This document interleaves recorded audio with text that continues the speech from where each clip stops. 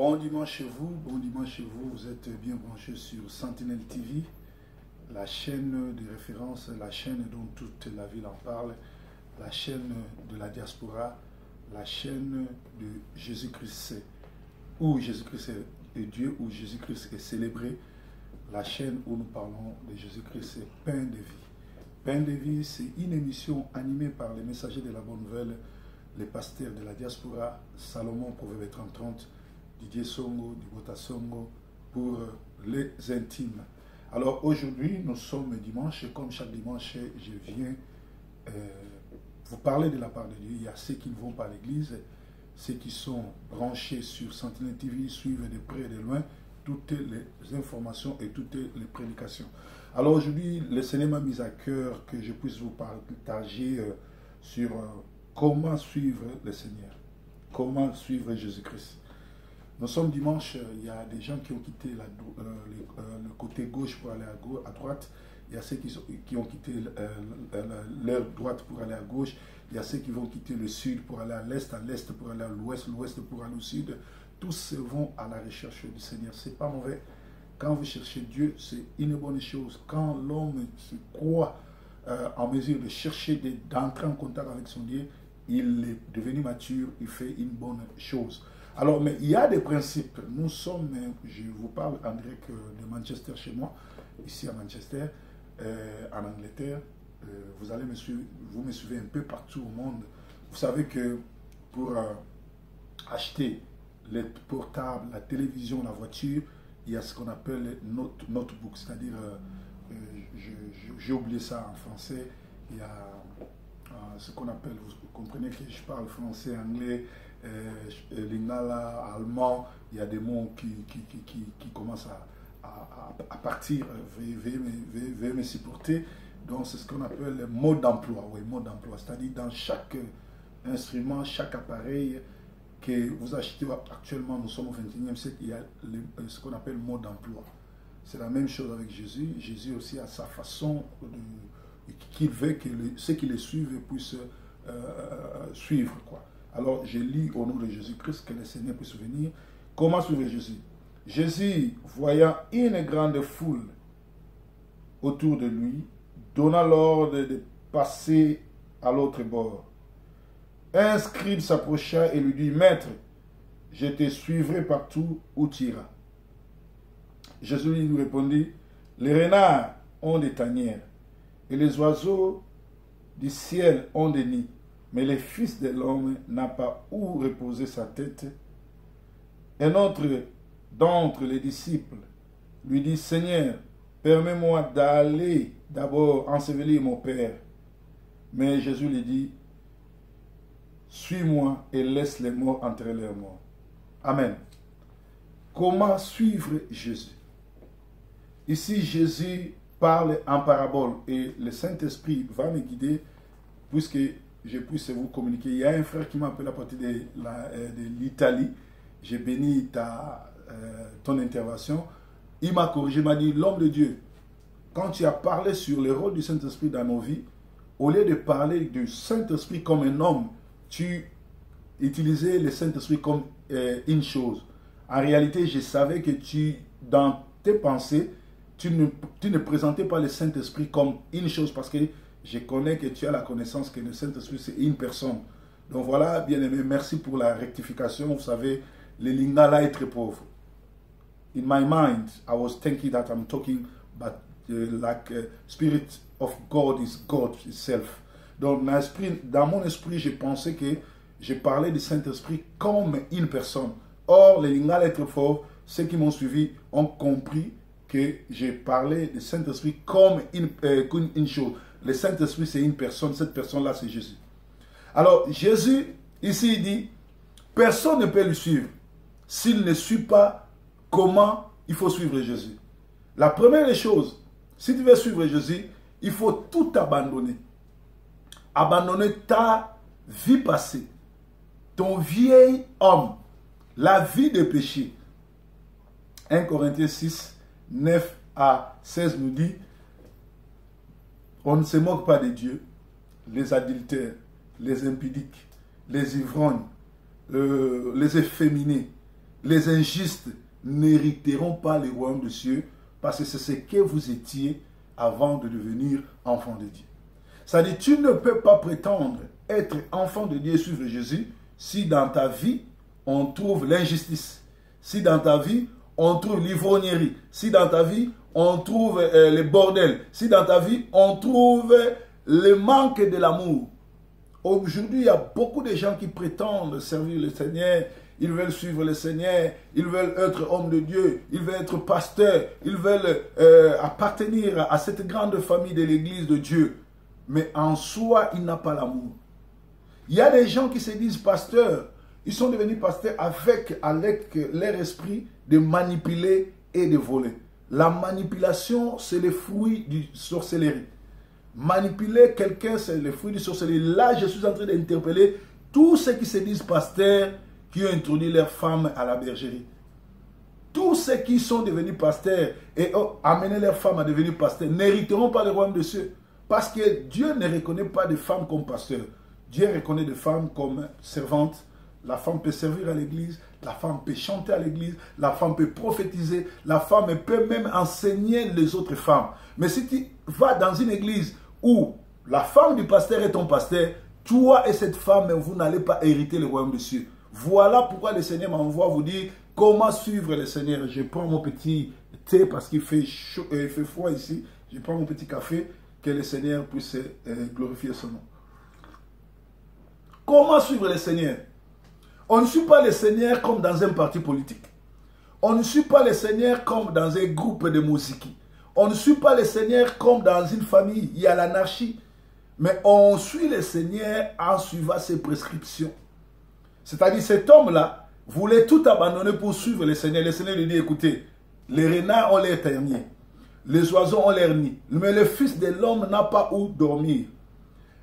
Le Fils de l'homme n'a pas où dormir. Aujourd'hui, les soi-disant pasteurs, les missionnaires, j'ai été à Brazzaville, j'ai été au Maroc, j'ai été en Éthiopie, j'ai été en Côte d'Ivoire, j'ai été au Sénégal. J'ai vu comment les hommes de Dieu, les soi-disant hommes de Dieu, les soi-disant missionnaires compliquent les autres, les autochtones. Et j'ai vu comment les pasteurs autochtones compliquent les missionnaires à Brazzaville.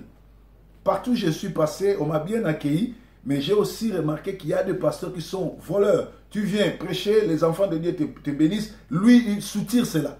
Surtout si tu tombes chez une femme qui a été introduite par son mari, et cette femme-là, c'est elle qui dirige la maison, cette femme-là te maltraitera. Ça se passe à Brazzaville, à Kinshasa, et un peu partout, même ici en Angleterre, à Paris, en France. Donc Dieu dit comment suivre Jésus. Tu ne peux pas être dans le péché. Tu ne peux pas être soulard, tu ne peux pas être adultère, tu ne peux pas être menteur, voleur, escroc, manipulateur et prétendre suivre Jésus. Comment suivre Jésus? Quand tu te présentes chaque jour à l'église, chaque dimanche à l'église, vas-tu plaire à ton pasteur à l'église ou vas-tu chercher le Seigneur? Alléluia. Dieu soit loué. Quand tu te lèves le matin, chaque dimanche, tu vas célébrer le Dieu de toutes tes forces. Adonai, El Shaddai, le Dieu qui a créé l'univers. Tu ne vas pas pour aller plaire à une personne. Et je vous ai dit, celui qui est rempli du Saint-Esprit, quand cette personne du Saint-Esprit vient vous visiter, elle vous montre comment vous comportez. Elle atteste ceux qui sont ses enfants, ses frères, ses serviteurs et ceux qui ne le sont pas. Donc si toi, tu te dis serviteur, servante, interprète, intercesseur dans une église et que le Saint-Esprit ne te révèle pas que là où tu es, Dieu n'est pas là, alors tu es dans l'aventure. Tu entreras dans l'enfer avec ta Bible. Même aujourd'hui, le parler en langue, j'ai été choqué d'écouter une chanson où, que ce soit les actrices féminines ou masculines, qui se disent parler en langue. Shabala katakarike. Ça, ce n'est pas le parler en langue. La Bible dit, si vous parlez en langue, il n'y a pas l'interprète, taisez-vous. Aujourd'hui, je viens vous interdire, vous tous ceux qui prétendez parler en langue où il n'y a pas l'interprétation, taisez-vous. La Bible dit, le jour où le Seigneur est parti, dans l'acte des apôtres, quand les apôtres ont commencé à parler en langue, ils ne parlaient pas de l'arakabele, non. Ils parlaient les langues à voisinage. C'est-à-dire, moi parler en langue, je parle très bien anglais. Parce que c'est le Saint-Esprit qui m'a guidé à parler l'anglais.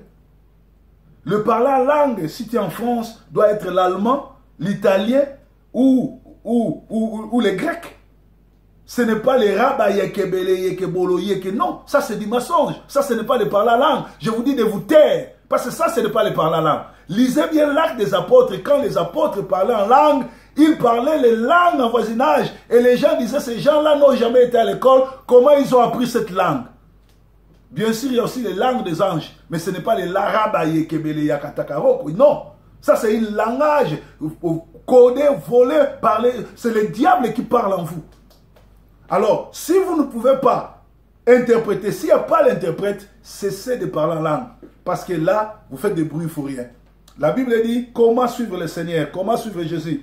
Ici, on dit, Jésus, voyant une grande foule autour de lui, donnant l'ordre de passer de l'autre bord. C'est-à-dire, il était à la rivière, il demanda qu'on puisse traverser. Les Anglais appellent ça crossover. Bien aimé, dans la vie, s'il y a la foule, dans la foule, il y a les désordres. Dans la foule, il y a l'anarchie. Dans la foule, il y a aussi Dieu.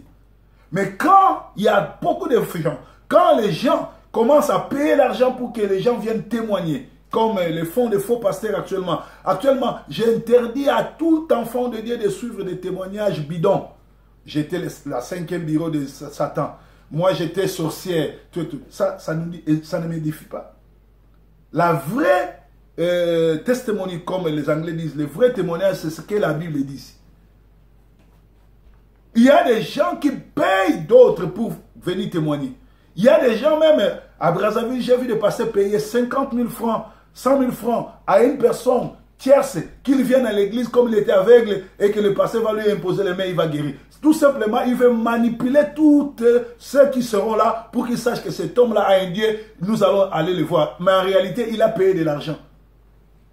C'est ce qu'on appelle makiona. Vous savez, il y a un pasteur béninois qui se faisait passer pour un pasteur congolais, Mogisho. Il a été arrêté à Brazzaville. Moi, j'ai filmé cela. Mogisho, qu'est-ce qu'il fait? 3 mois avant qu'il parte à Brazzaville, il envoie des frères qu'il a payés avec l'argent pour jouer le rôle d'être sourd-muet, pour jouer des rôles d'être fou. Quand il va venir, les gens là sont déjà dans le parage du quartier. Vous les voyez comme malades, vous les voyez comme sourds-muets, vous les voyez comme fous. En réalité, ce sont des gens qui se sont déguisés, ce sont des acteurs de films qu'on paye l'argent. Et chaque nuit, il y a une équipe qui passe pour nourrir cette personne. Mais le jour où Mogisho va venir à l'église, c'est cet homme-là que vous avez eu l'habitude de le voir pendant 3 mois chez vous là-bas dans les quartiers comme fou, va être guéri. Mais en réalité, cet homme n'a jamais été fou. Il est venu jouer son rôle, on l'a payé l'argent et après il va disparaître. C'est ce qui se passe aujourd'hui à l'église. Ça, c'est renier même la foi. Ça, c'est renier même le Saint-Esprit. Ça, c'est renier même la puissance de Dieu. Jésus traverse de l'autre côté du fleuve, de la rivière, parce qu'il y avait la foule. Bien aimé, il faut faire trop attention.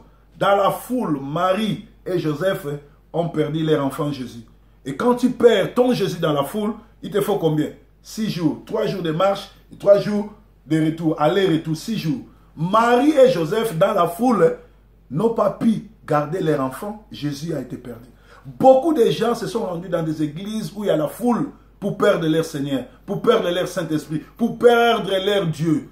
Bien-aimé, il est donné à l'homme de vivre qu'une seule fois. Après vient le jugement. Vous savez que le frère Patrice ne chante plus tribunal. Appelle frère Patrice, donne-lui des millions, demande-lui de chanter tribunal, il ne va plus chanter ça. Demande-lui de chanter Daniel à Babylone, il ne va plus chanter ça. Pourquoi? Parce qu'il lui-même s'est retrouvé dans ces chansons. Babylone est kangaye, tribunal est kangaye. Bien-aimé, comment suivre Jésus? Il y a des gens qui veulent suivre Jésus. Ce n'est pas en écrivant sur le dos, j'aime Jésus. Ce n'est pas en écrivant ici, Elenga Mouina. Non, on suit Jésus par rapport à la parole de Dieu, au respect de la parole de Dieu. Respectez les 10 commandements. Ne tuez point. Ne prenez pas le nom de Dieu. Ne prenez pas la femme d'autrui. Ne mentez pas. Ne donnez pas de faux témoignages. Combien de fois les pasteurs passent sur les pupitres devant la foule pour faire donner des faux témoignages, pour mentir au nom de Dieu. Et Jésus, la Bible nous dit ceci, je continue parce que il me reste 4 minutes, on n'aura que 20 minutes aujourd'hui, parce que c'est un très grand enseignement, je voudrais que les gens puissent se repentir et donner leur vie au Seigneur. Donc ici la Bible dit, un scribe approcha et lui dit, Maître, je te suivrai partout où tu iras. Un scribe, vous savez, les scribes et les pharisiens, ce sont les gens qui ont compliqué la vie de Jésus. Nous avons des scribes, les ancêtres des scribes sont dans les églises aujourd'hui. Les gens qui veulent faire croire aux gens que s'il n'est pas là, l'église ne va pas marcher. Écoutez, nous avons besoin d'argent. Moi, j'ai la parole. Toi qui as l'argent, tu mets ton argent pour que je puisse évangéliser. Et moi qui évangélise, et toi qui mets la parole, le Seigneur va nous bénir. Si tu amènes l'argent, parce que là, nous sommes en train de chercher des partenaires. Je vous avais dit que si Dieu te met à cœur que tu veux soutenir le ministère de pasteur, Proverbe 30 ans, les messagers, Proverbe 30, j'aime pas qu'on m'appelle pasteur, j'aime qu'on m'appelle les messagers parce que je n'ai que les messages que le Seigneur me donne. Je ne parle pas de mon propre chef, je ne parle pas de la part de ma mère, ni de mon père, ni de mon grand-père. D'ailleurs, son Lambert est mort, Dibota Xavier est mort, Dibata, il est mort. Donc je parle de la part de Dieu. Et si tu veux soutenir cette œuvre, tu appelles les 0044 79 4 0086 278 et Dieu te bénira. Mais quand tu viens avec ton argent, tu ne viens pas me commander. Tu ne viens pas diriger mon ministère. Non, tu viens contribuer. Mais aujourd'hui, il y a des gens, la plupart des partenaires, c'est que des frères et des femmes, des sœurs, que nous avons connus partenaires à Brazzaville, que nous avons connus partenaires à Kinshasa, sont devenus pasteurs aujourd'hui. Même ici à Manchester, il y a des partenaires qui se sont révoltés parce qu'ils ont l'argent, ils ont fondé leurs églises. C'est bien. Tu as fondé ton église, il y a la foule, mais tu n'iras pas au ciel, frère, parce que Dieu ne t'a pas appelé. Ce n'est pas parce que tu as l'argent que tu peux devenir pasteur, que tu peux influencer les gens. Ce n'est pas parce que tu as été... Ce n'est pas parce que tu supportais les ministères que tu peux prendre toute l'église, partir avec eux. Avec quel message et avec quelle autorité? Qui t'a donné ces messages-là? Qui t'a donné l'autorité de diriger l'église? Aujourd'hui, la plupart des pasteurs à Brazzaville, qu'ils soient femmes ou hommes, ce sont des partenaires d'hier qui se sont révoltés contre les églises. Bien-aimé, si tu m'écoutes, ferme cette église, appelle ton pasteur ou appelle-moi, je viendrai prier, on va chercher un pasteur établi là-bas. Toi, reste modérateur ou bien reste financier ou bien reste partenaire. Dieu n'était pas appelé à diriger des églises.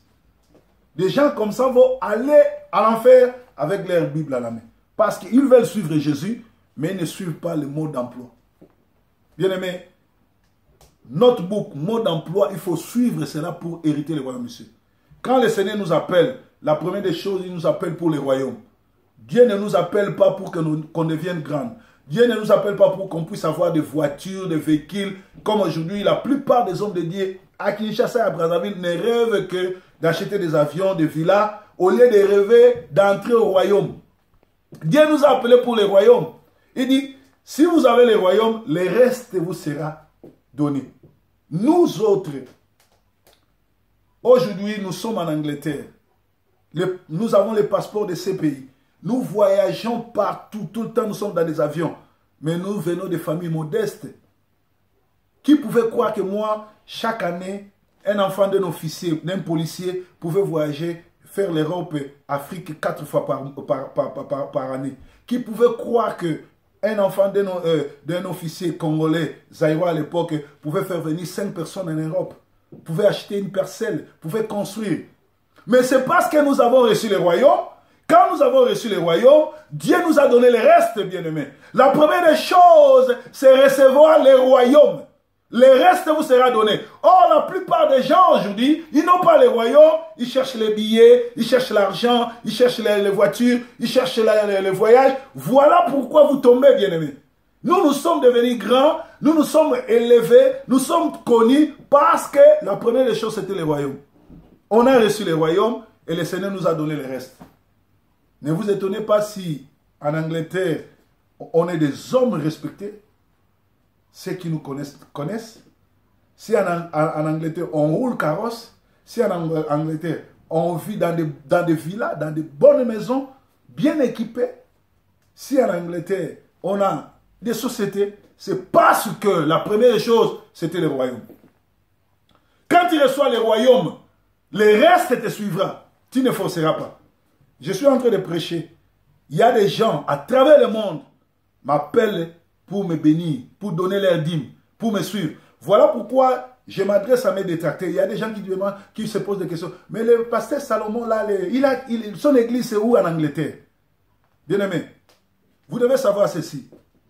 Il y a une très grande différence entre un ministère et une église. Le ministère est plus grand que l'église. J'ai eu à avoir une église à Londres.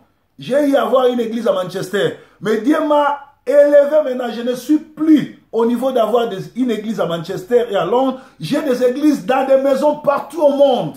C'est ça le ministère qui crie. Parce que ma base, c'est à Kinshasa, où j'ai des églises à Kinshasa, à Massina et à Kingasani. Là, bientôt, cette année 2019, je vais aller me planter à Brazzaville. Si vous êtes à Brazzaville, vous n'avez pas de pasteur, appelez-moi. Je viendrai au mois de mars à Brazzaville pour commencer un ministère. Et à Manchester, l'église a eu un problème parce que j'ai eu un problème ici dans la maison. C'est-à-dire, j'arrange cela et on recommence. Mais ceux qui sont avec moi chaque dimanche, ils viennent dans ma résidence, ont pris. Et j'ai des petites cellules en Suisse, à Paris, en Bruxelles, un peu partout, en Allemagne, où je vais prier avec des frères et sœurs qui sont dans mon église, dans mon ministère. Et bientôt, ça sera le Canada ou les États-Unis aussi m'appellent. Voilà, c'est ça le ministère. Donc, celui qui a un ministère n'a plus besoin d'avoir une église. Jimmy Chouagar n'a pas une église. Yong Shu a maintenant une très grande église, mais il a commencé par des cellules. C'est-à-dire, tu as un grand ministère, tu arrives à Brazzaville, tu prêches dans un grand stade, après tu t'en vas. Ces gens-là, tu les distribues dans des églises. C'est ça le ministère. Bien aimé, la première des choses, c'est recevoir le Seigneur. Recevoir le royaume. The first thing is get the kingdom. Because the kingdom of God is a package. When you get the kingdom, everything you want will follow you. First thing, get the kingdom. The first things you know, the first thing God wants you to do is to get the kingdom. Did you have the kingdom? If you have the kingdom of God, God will give you everything you want. La première des choses, c'est le royaume. Recevez d'abord le royaume, les voyages, les habits, l'argent te suivra. Voilà, c'était la prédication d'aujourd'hui. Que le Seigneur te bénisse. Si cette prédication t'a aidé, dis merci au Seigneur. On se retrouve encore la semaine prochaine, même chaîne, même heure. Que le Seigneur soit loué. Bon dimanche à tous. Bye bye for now.